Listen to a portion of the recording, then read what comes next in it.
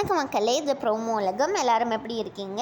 இந்த வீடியோவில் என்ன தெரியுமா பார்க்க போகிறோம்? சிவங்கி வந்து இன்ஸ்டாவில் இன்றைக்கி இந்த ஃபோட்டோவை தான் ஷேர் பண்ணியிருக்காங்க. அதுக்கப்புறமா டிசிடிசி செட்டில் எடுத்த நிறைய ஃபோட்டோஸ் எல்லாம் சன் டிவி வந்து போட்டிருக்காங்க மக்களே. அதெல்லாம் தான் இப்போ நீங்கள் வந்து ஒன்று ஒன்றா பார்த்துட்டு இருக்க போகிறீங்க.